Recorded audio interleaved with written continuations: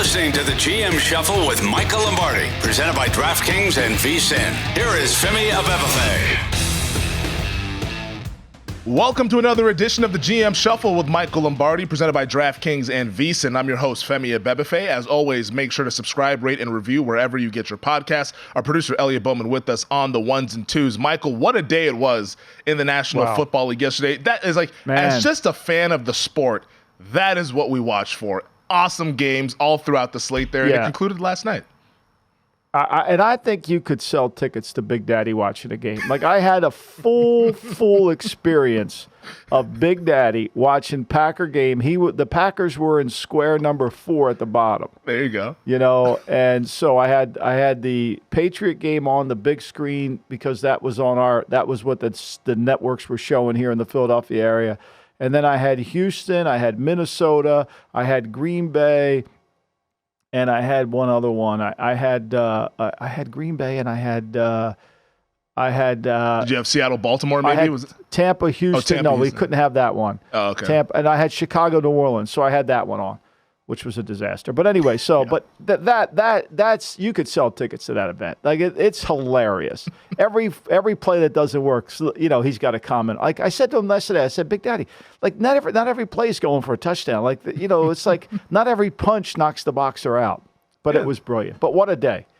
A great the 1 day. o'clock window. I mean, the insanity of Tampa, Houston was incredible. I mean, you know, Chicago turns the ball over, can't cover, and still covers. I mean, Arizona, what are they thinking, right? Did you really think that was fair for Clayton Tune? No, he's not. He's not ready to be out there. And then, you know, we'll talk about Atlanta, but, you know, to me, that was wow. And then last night's Femi. I mean, let's start it off on last night. Let's start off talking about those Buffalo Bills. Yeah, the Cincinnati Bengals, Sunday Night Football, big game out there. Once again, reintroducing themselves. They did it a little bit last week, but I think officially reintroduced themselves as contenders in the AFC. Bengals beat the Bills 24-18. Cincinnati improves to 5-3. Buffalo now 5-4. Josh Allen, 258 passing yards, 2 total touchdowns, an interception. Joe Burrow, though, fantastic, 31-44. 348, 2 TDs. Higgins was awesome. The Bengals had it cooking. And Buffalo, this is another loss against a contender. And for the Buffalo Bills, it feels like they're sort of behind the 8 ball now outside of the AFC playoff picture. Well, look, I mean, I've been saying it all along. I said it before. McDaniels got fired at the Raiders. You take Josh Allen, put him on the Raiders. You take Garoppolo or Hoyer or O'Connell, put him on Buffalo. We're talking about how bad Buffalo's not a great team. They're not. I mean, they lose Milano, they lose Daquan Jones, they lose 2 of their best players on defense. I mean, when you look at their numbers, from week 1 to week 4, they were a top 5 defense. Today, currently, from week 5 to week 9, they're the worst defense in football. They have no size or power on defense. Why do you think Zach Taylor took the ball when he won the toss? Yeah, felt like they can go down the field and score right quickly. Like, they wanted to play from ahead. That's exactly right. Wanted to control the pace. He wasn't worried about them. He wanted to play from ahead. He wanted to put this little defense out at a disadvantage, and he wanted to take advantage of it. I mean, I know they got Rasul Douglas, Linval Elliott. I mean, look, the reality of it is they're going to they can't cover, and if they can't rush the passer, they're going to have an even harder time. I'm telling you something right now. I don't know what it is, but I'd get on those Joe Burrow MVP tickets right now. To me, you know, Lamar's got it in the driver's seat. You can throw your Tua ticket away. But that Joe Burrow ticket could be really exciting because he's playing. He looks like Joe Montana out there. Yeah, no, he had it all cooking, like the movement stuff that he does in the pocket, like the precision and all that. Like Burrow, he is Mahomes is like obviously probably the most exciting quarterback to watch, is what he's able to do. But Burrow, it's just unbelievable to see the precision and the athleticism as well from him and finding those exciting wide receivers. And you saw it all working in terms of the MVP market. Because we talked about this on Saturday, Michael, and you said that 20-1 Burrow, very interesting. Now he's 7-1 over at DraftKings. So the market has responded to last night's performance. How is Tua still 650-1? Is anybody watching when he plays against good teams?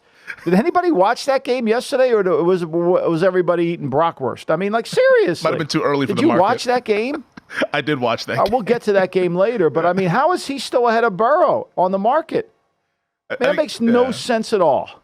But that's the power of perception, right? That's just the power of perception.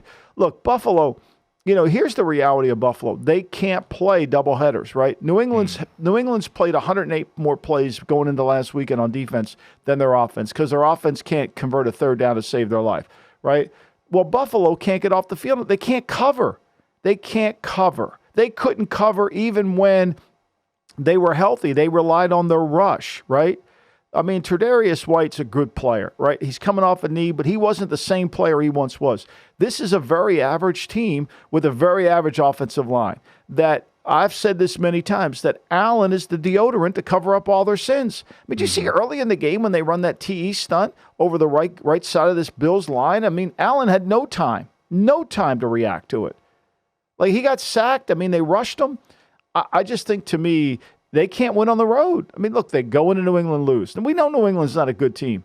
They go into the Jets, they lose. We know the Jets aren't a good team, right? They go over and play Jacksonville. That game wasn't as close as the score. I just think, to me, look, but when Buffalo has Milano and Daquan Jones, they're a much better team. But now they don't have them, and they're not coming back. And now Allen's got to do everything. I just don't see it. And what, are they not in the playoffs as of right now? Yeah, they're not in the playoffs. Miami should win the East. And here's the scary part about Miami. Miami's defense is going to pass their offense. Miami's defense is getting good. They're getting good. Okay. They are getting good.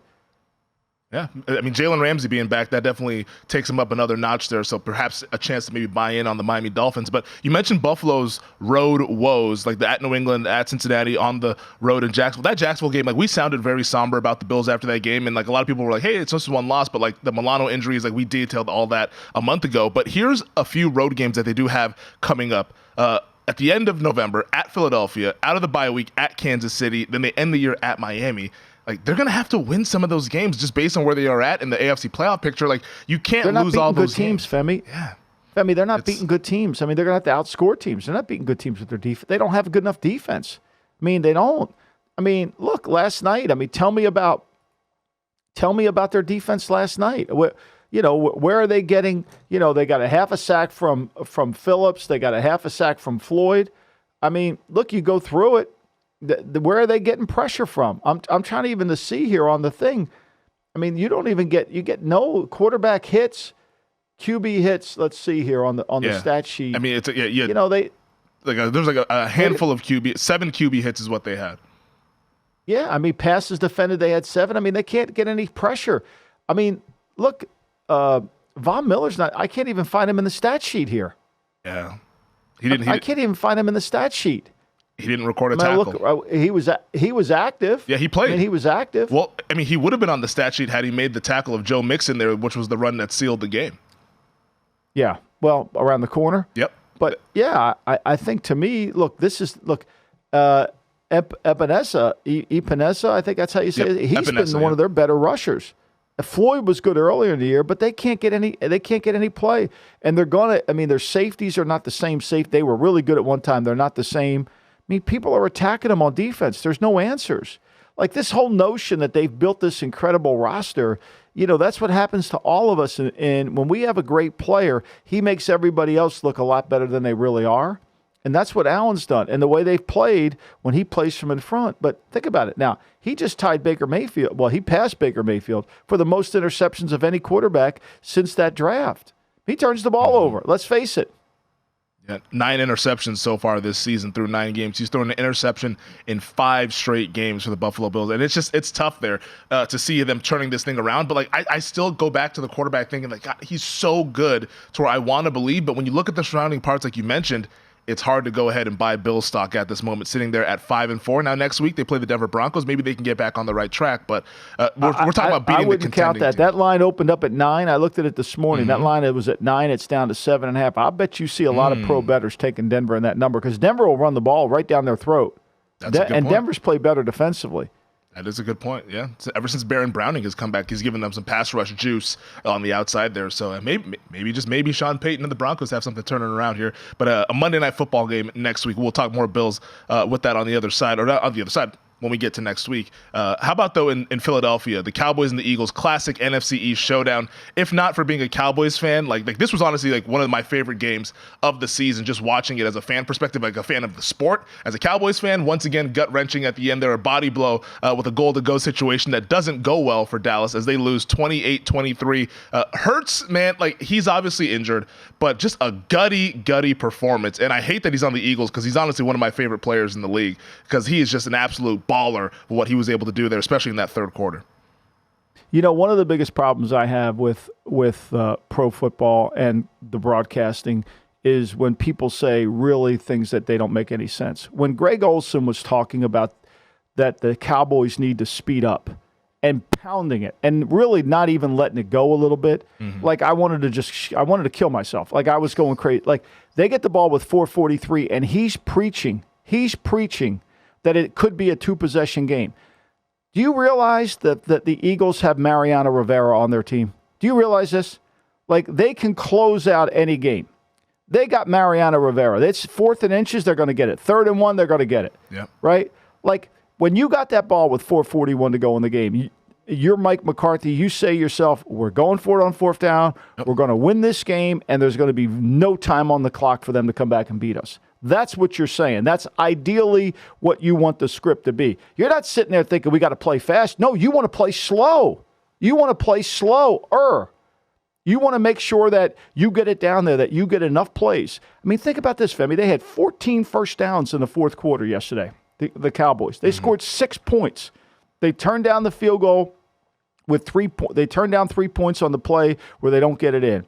Now, the people say, well, they got the ball back at the 49 and they scored on that drive anyway. Okay.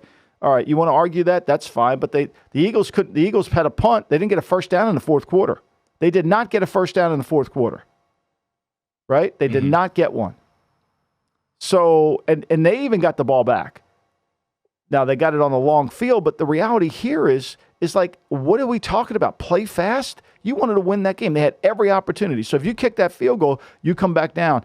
And then he steps out of bounds on the 2-point play. He didn't have to step out of bounds.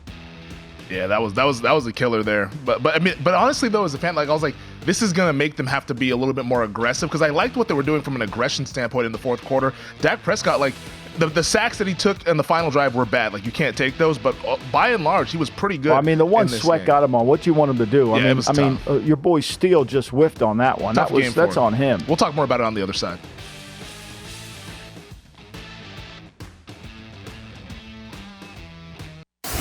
You're listening to the GM Shuffle with Michael Lombardi, presented by DraftKings and VSiN. Here is Femi Abebefe. So continuing our recap of Cowboys-Eagles, and the fourth quarter where it kind of played out there, the Cowboys got the touchdown, missed the 2-point conversion. Dak Prescott steps out of bounds there as he's diving for the pylon, but they do get the stop. Like Philadelphia gets the delay of game that puts them back at first and 15. They end up fumbling the football on third down, which would have been just a massive break for the Dallas Cowboys. I thought Michael Parsons was going to recover that somehow, some way. Steen, I believe it was, the offensive lineman, was able to recover it for Philadelphia. But then the final drive on both sides, both Dallas and Philadelphia, probably just a comedy of errors for that final drive. What we saw the pass interference on Bradbury, Reddick with an idiotic roughing the passer, and then the goal-to-go situation where Dallas flubs up again. Yeah, I mean, they had their chances. I mean, they get down there and the protection broke down. I mean, they're sitting there. When you think about it, they got 1st and 10. They had 1st and 5 at the Philly 6. Yep. And then Tyron Smith jumps off sides. I mean, that's a killer, right? Now, fortunately, there was the play was already dead because of the penalty on Jalen Carter for him jumping off sides. Or else there would have been a 10-second runoff if that wasn't the case. So now it's 1st and 10 with 27 seconds to go, and he gets sacked. And they got the ball at the 11, and they had the ball at the 6-yard line, 1st and 5 at the 6. I mean, that's just a killer, right? And the last 3 play, they can't make a play. They lose a sack, they lose 11. Incomplete pass, delay of the game, and then he throws the ball short. I mean, they did everything in their power to get there. They get a 36-yard penalty, but they can't close it out. Like they couldn't close it out. The 4th down call. I would have kicked it. They went for it. They're inches from getting it. I mean, they had every opportunity to win that game. And Philly is you say whatever you want about Philly. I mean, Philly can find ways to win games. They're like Kansas City. Kansas City has a chance. Kansas City doesn't score in the second half, and yet The greatest offense in football can't score to beat them. Think about that now, right? This is the making of what makes great teams, the ability to win close games and make the plays that count. 1st and 5 at the 6, and they make the plays. They false start. You lose concentration. Look, I still think this. The way that, Pollard is better when he is the auxiliary piece to the offense, like he was last year, 5.2, what he does. When he's the main, to me, he's like McCaffrey. Man, he can enhance an offense like you can't believe. Can he carry an offense? Wait a minute, hold on. That's not the best thing. Now, I know there's two conflicting things there, but to me, Pollard is a great player when Pollard fills this role as the auxiliary, much like McCaffrey. But when you got to, like McCaffrey, when he was in Carolina, when you got to carry the load, it doesn't look the same. To me, that's the problem with Dallas's team. Yeah, and that's what Pollard was like last year. Like when we talk about like how efficient he was, it just goes to show you that efficiency, you can't just extrapolate it over more carries and expect the same sort of level of efficiency. Now that he's being asked to do more, it's dipped down a little bit, and maybe he still doesn't feel all the way comfortable from the broken fibula that he suffered in the playoffs last year. But on the Eagles side of this thing, like I do want to give the Eagles credit here because they're sitting here at 8-1. Best record in the league. By the way, they've had the best record in the NFL for 27 straight weeks going on that, so that's pretty damn impressive. But Jalen Hurts said after the game, though, he said, we've still yet to put together a complete game, but we're just finding ways to win.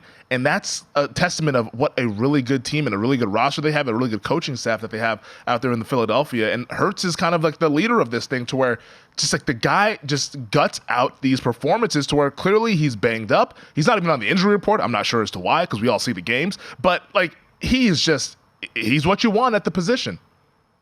Yeah, no, he's incredible. And the team makes plays when they have to make plays.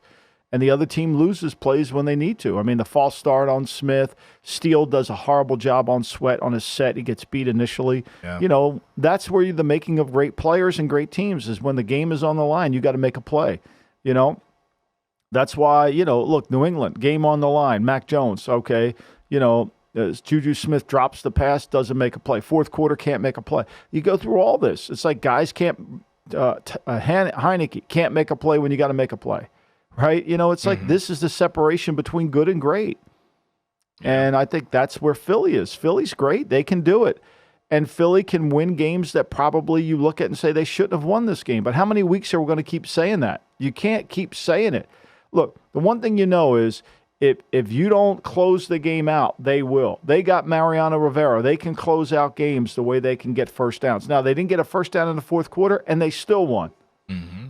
Well, it's a complete team victory there. Their pass rush was able to get home. Because like when you look at the box score, it's like, oh, Dallas should have won the game. But, hey, the game's not played in the box score. It's played on the scoreboard, and the Eagles are victorious once again, now heading into the bye week at 8-1. I think nobody needs the bye week more than Jalen Hurts to go ahead and get that knee right. Let's talk about the game in Germany. This one was bright and early for us over on the West Coast, but we were up and at it watching this thing. The Kansas City Chiefs beat the Miami Dolphins 21-14. Talk about closing out games. The Dolphins had a chance to go ahead and force overtime, but a comedy of errors on their final possession with the third down. I don't know if that was a miscommunication or the ball slipped out of his hands. They said it was or what after happened. The game. Okay, it was miscommunication. Yeah, I thought the ball slipped out of his hands the way, because he's not that inaccurate. Like I was like, man, what the hell? No, he's that? Accurate. Yeah. You could say a lot about Tua, but accuracy is one, especially on end throws where he has a clean pocket.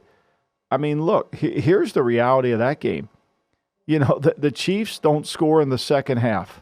Mm-hmm. Miami, and they still win. I said on the air yesterday to Stormy, I said they're going to need 31 to win the game. They're going to need 31 to win the game. And I wasn't sure they could get 31. But again, this Chief team did a great job defensively. They didn't really put up the pressure on them, but they forced what I keep saying about Miami. The misconception about Miami is they are not a good third down team. Everybody thinks they are, but they're not. And the more you get them in the third down, they were in 12 third downs yesterday. They converted 3 of them, and they missed the fourth down. So they're really 3 for 13 on pressure downs. They couldn't convert them. And they got bailed out. Morset got that run on third down and 20-something. He puts it, They converted that. That was incredible.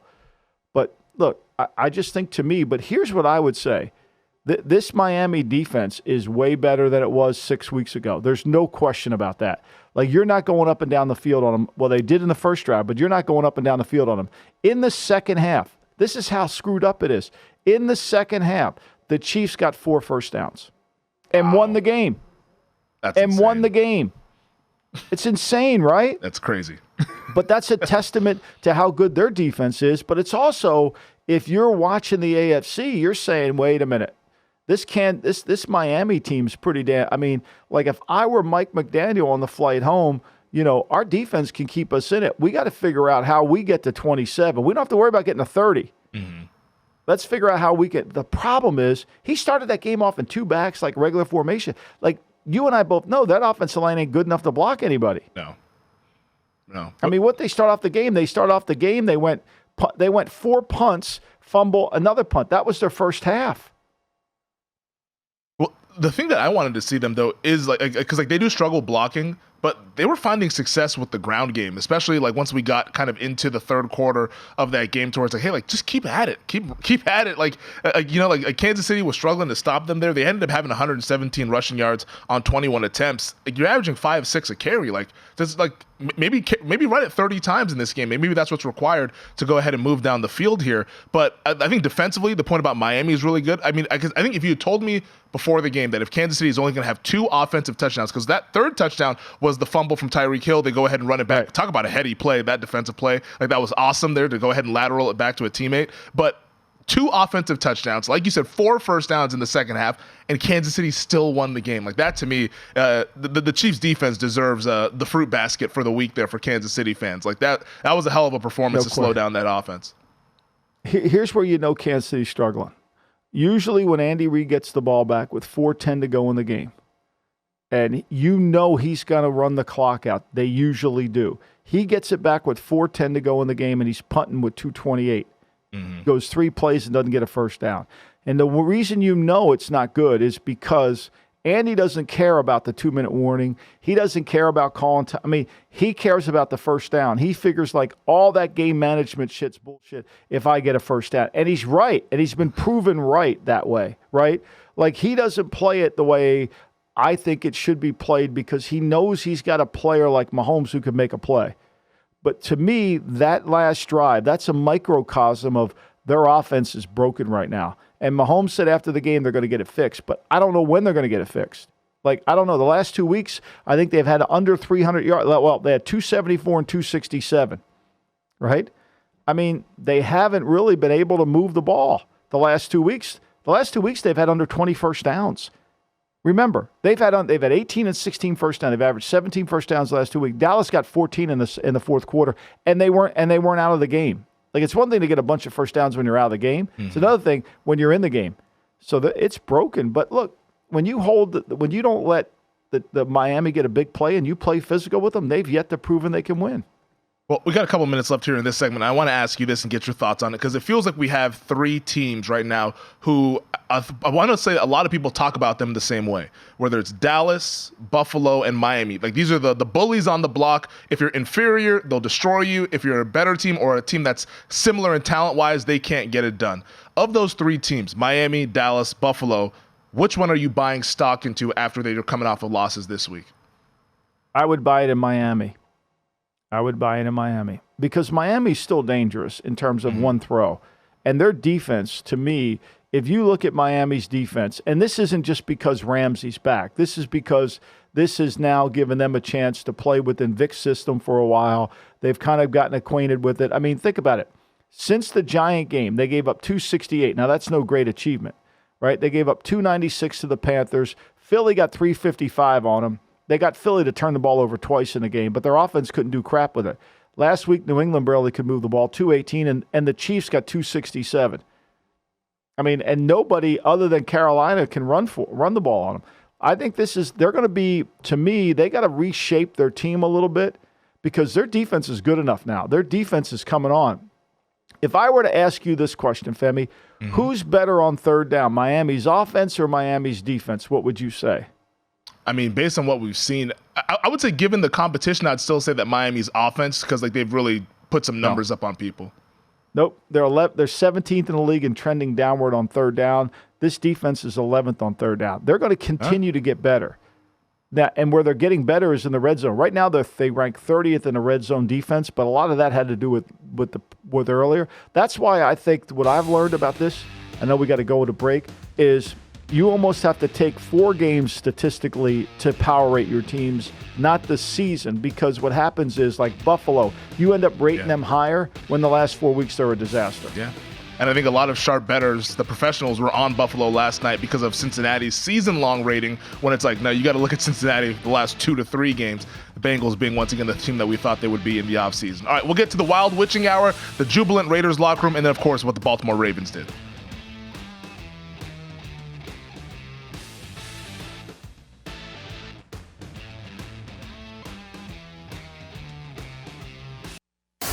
You're listening to the GM Shuffle with Michael Lombardi, presented by DraftKings and VSiN. Here is Femi Abebefe.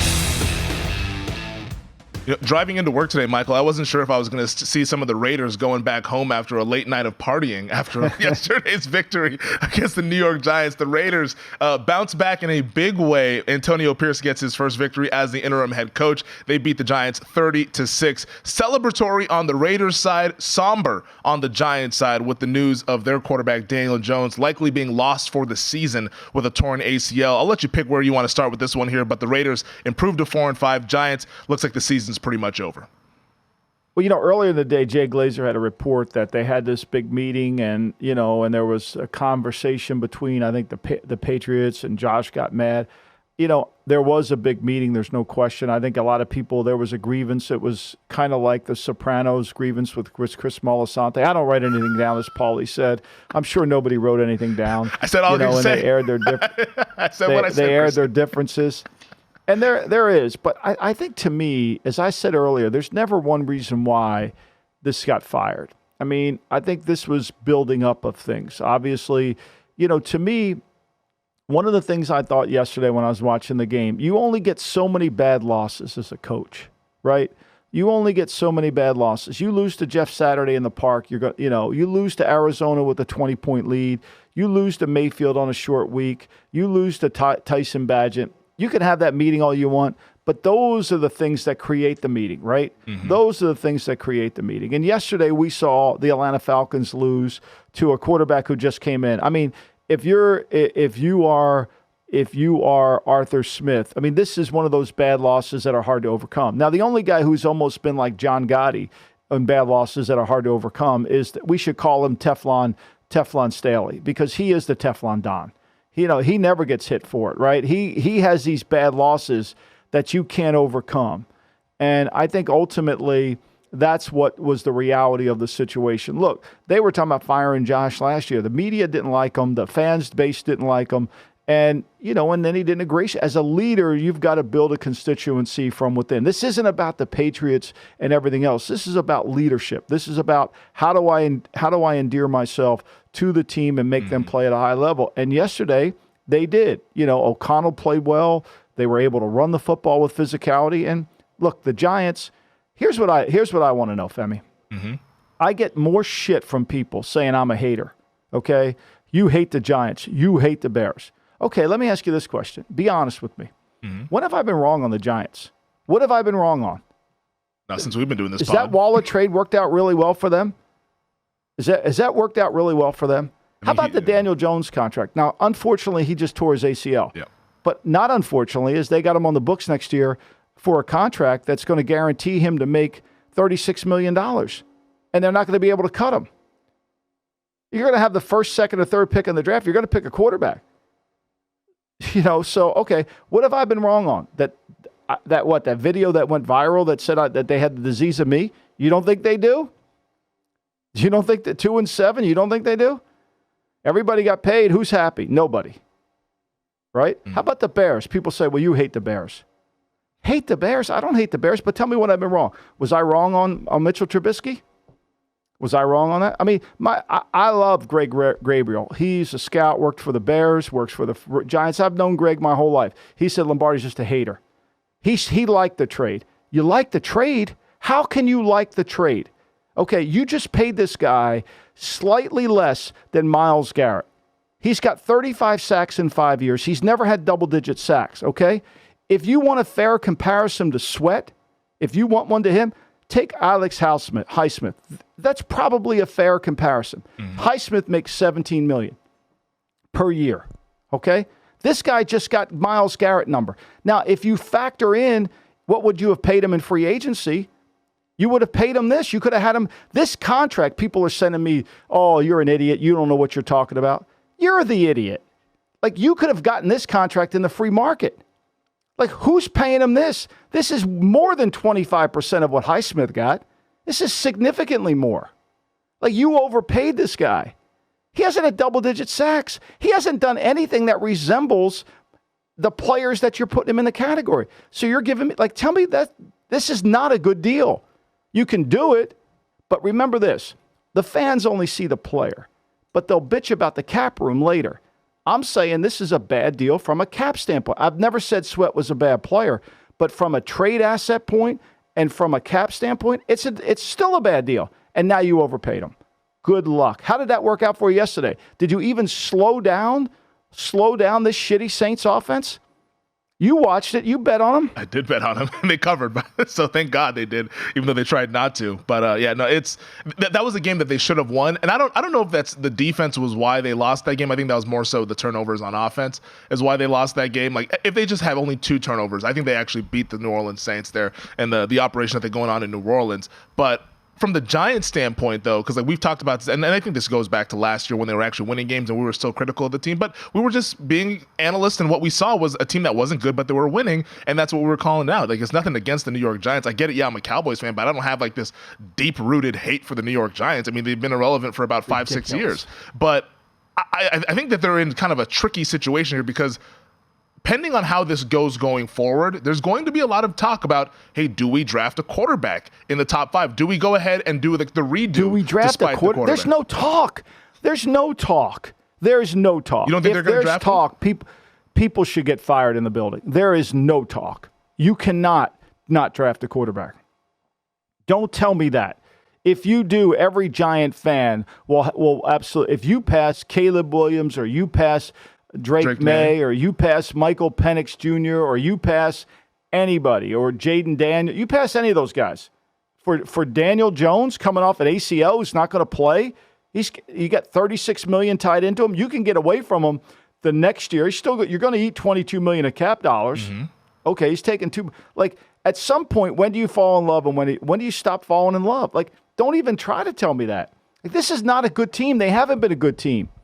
You know, I mean, I'm sure Dayball's over there thinking, oh, you know, we got to do a better job coaching. Do a better job coaching. You don't have any good players. Oh, don't worry. Waller's going to come in here and play good. Waller's still talking about his hamstring from last year. Are you kidding me? Are you kidding me? Like, tell me why they're a good team. You know, they talk about, everybody gives Thibodeau crap. How about Evan Neal? You think Evan Neal's a good right tackle in football? You can't block. I mean, this is one of those bad losses I talked about to start the block. You can't go in and lose to a team like the Raiders that were disorganized, couldn't move the ball, couldn't score, and then you turn it. How do you watch Tommy DeVito in practice every single day this summer? How do you watch Tommy DeVito practice all last week and elevate him to the roster and then go in the game and think he's Joe Montana and throwing the ball all over the place? Yeah. I think seriously. I think we saw last week as to why they ran the ball 25 straight times with Tommy DeVito. And that's like, he's just another guy like Clayton Tune, just not ready to play right now in the NFL. Like, the guy was put into it. He's not going to be, he wasn't ready to play at Illinois. Like, he wasn't ready to play at Syracuse. Like, he's a great kid. I'm not arguing that. But there's a difference between being a great kid and being an NFL starting quarterback. Like, to put Clayton Tune out there against that defense, to me, is coaching malpractice. Like, that's coaching malpractice. That's not fair to Clayton Tune. It's like a sacrificial lamb. You can't block him. You can't run it. And you put him against that defense. You know, it's like I bitched at Russo for taking him because it was 7.5 and the line moved to 10. But how can I bitch at him? They would have covered 19.5. They covered 24.5. They'd have covered 24. I mean, like, how could I bitch about it? Like, to me, like, if you're Joe Sheen, and you're watching practice, won't you go to Dayball and say, like, wait a minute, we can't play with DeVito? Oh, so they bring Barkley in. Barkley's probably not anywhere near the shape he needs to be in to go play. Like, where are we going? Like, this team is not any good. I mean, even when Jones was in there, he's got a wide open receiver and he throws it out of bounds. Then he's got another wide open receiver, he overthrows him by 5 yards. Like, don't give me that crap. We're going to build around. Like, if they do that they should all, basically what they're telling the fan base is they rather win. They'd rather lose with Daniel Jones than anything. That's all that matters. They want to prove themselves right with Daniel Jones.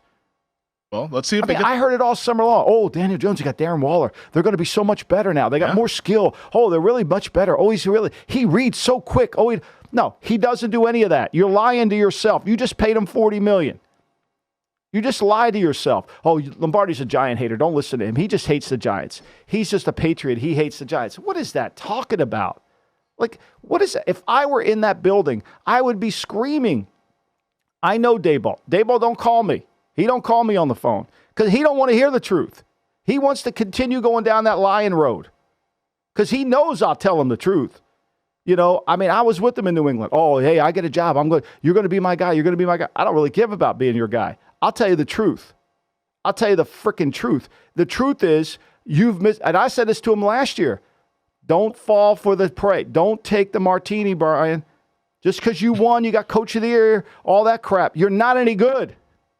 We learned from a guy that taught us don't over-evaluate the wins and don't confuse the losses. That's what we learned from him. That every game needs to evaluate on its surface. Giants don't do that shit. We love it. We won. We're a playoff team. You're not. They should have been disqualified from the playoffs. Yeah, I mean, they happen to be playing another team that was, we will get into when we talk about the awards because a hell of a job that Kevin O'Connell's doing there with the quick turnaround with the quarterback. But yeah, I think that was more so a fortunate matchup for the New York Giants last year than anything. On the Raiders side of it, though, 30 points that they scored first time this year. They rushed for 125 yards, no turnovers. Do you think, was this just a 1 week emotional kind of win for them? Or could this maybe turn into something that we saw the last time they had an interim coach when it was Rich Bisaccia a couple years ago? Well, I think they got some life, and I think they ran an offense that gave them a better chance. I said this before on the pod, and I've said this to everybody at the Raiders. I think sometimes you overprotect yourself from the quarterback. Look, they didn't give anybody any hope. O'Connell gave them hope. They started Hoyer. That to me was the end. That was the signature. After all the mistakes, you start Hoyer in that game against Chicago. That's the end. And you did not, that offense that they were running until yesterday wasn't really Josh's. I mean, Josh wasn't being Josh. He was protecting from everything else, which was the mistake he made. At some point, you just got to say to yourself, hey, we're going to go with this. And yesterday they did. No, O'Connell was pretty good yesterday. They didn't. It was one of those where he wasn't asked to do the world, but he also was able to let it rip a little bit. 209 yards, not the sexiest stat sheet, but it was efficient. 334 total yards for the Raiders, who are now sitting at 4-5 and have a massive, massive game coming up this upcoming Sunday Night Football. Jets at the Raiders, which will have some AFC wildcard implications. All right, we'll get to the best of the rest and also hand out some hardware on the other side. This is the GM Shuffle.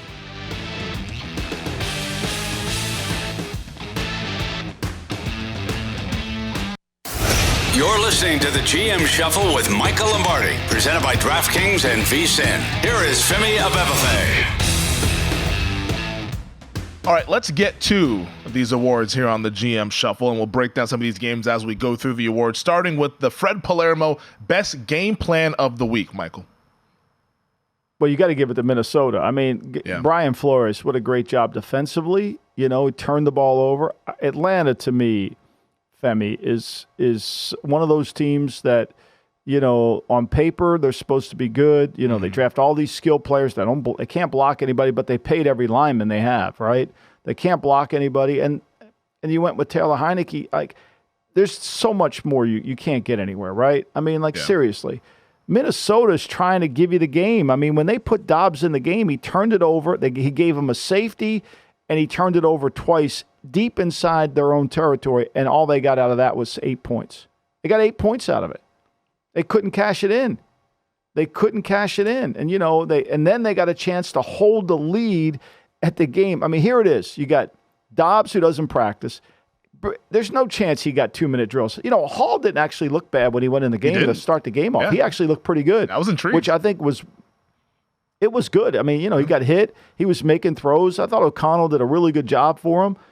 But Dobbs gets the ball, right? He gets the ball he gets the ball with 2:08 to go in the game. They got the ball on his own 25-yard line. And he goes down the field and beats you. He goes, and he converts a 4th and 7 where you got him sacked, but you can't get him on the ground, and you don't have enough team speed to tackle him. Like, to me, this is one of those losses where Arthur Blank is wondering, do I have the right guy as my coach? Mm-hmm. He's got to wonder that because this puts doubt in you.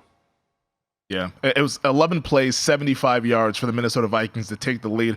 Ultimately, that go-ahead score being the difference in the game here. But it's just for Josh Dobbs, who probably showed up at the earliest on Wednesday, traded at the trade deadline Tuesday from the Cardinals to the Vikings, shows up on Wednesday. They knew that, all right, let's got to get Jaron Hall the reps in practice because we're getting him ready to play. This guy, he had never taken a snap from Garrett Bradbury before. Didn't even know the names of the guys. O'Connell was like mapping stuff out for him during the headset before the play clock went down to 15 while he's in the huddle. For him to have this sort of success, I mean, that's just a remarkable performance from Josh Dobbs. Hell of a job from Kevin O'Connell, who I think quietly is becoming one of the better head coaches in the NFL with what he's able to do there. Heck of a year last season, and now what he's done this year, kind of making, chicken salad out of chicken, what? Like this has been a great job here from the Minnesota Vikings. And getting Flores was great. I mean, he hires Donatel. That wasn't work. He made a tough call. He went in there. Whereas LaFleur, according to Big Daddy, he kept Joe Barry, and that was been the downfall of everything. Well, I mean, like if LaFleur would have hired say LaFleur hires Jim Schwartz, what do you think the difference is in their team this year? Yeah. Say LaFleur hired Brian Flores, what do you think the difference is in their team? See, to me, this is what goes untold, It's like, everybody talks about how great the Eagles are, and they are. Mm-hmm. But if the Eagles lose that line coach, or if San Francisco loses their D-line coach, those guys, you can't pay them enough. You cannot pay those two guys enough. Those guys make those teams really good. And so, to me, I think O'Connell did a great job of hiring Flores. I mean, look, let's face it. I mean, they averaged, 5.4 per play. They averaged 5-0 per play against Atlanta, which, they couldn't stop them. And here's the amazing thing. Minnesota can't run the ball on anybody, but it was Dobbs' ability to move around the pocket. He had 7 carries for 66 yards. He made 22 yards on that long run. Like, at some point, Madison can't beat you. Akers goes and blows his Achilles out again. If you take the 66 yards out of that category, they're averaging probably 2 yards a carry. And yet there's no adjustment to keep them in the pocket. Dobbs, this is a guy who last year was on Tennessee at the end of the season, ends up playing in their game with a chance to go to the playoffs. They lose it. Is in training camp with the Cleveland Browns. Gets traded to the Cardinals, now traded to the Minnesota Vikings. It's a pretty crazy story, but the Vikings 5-4. I thought that they were cooked when Kirk Cousins got hurt, and Jefferson, he's still on the IR right now, but apparently they're still in the thick of this thing in the NFC and are the current 7 seed. It's a job well done. But on the lam, it's the team that they beat yesterday, the Atlanta Falcons. What do you want to highlight here with their defense? Well, I mean, defensively is what I just said. I mean, you can't stop somebody, right? Like you got a chance to win that game, and you got a quarterback who's never run the 2-minute drill, and you can't get any pressure on him, and you can't get him on the ground. I mean, that's embarrassing. That's one of those, again, that's a loss where a lot of doubt enters through the building. It's hard to keep them out. For me, Atlanta, like, where are you going with Heineke? Like, where are we going with that? You spent all offseason telling us Ritter's the guy, and now you're going to go back, and now you went with Heineke, and he turns it over? Come on.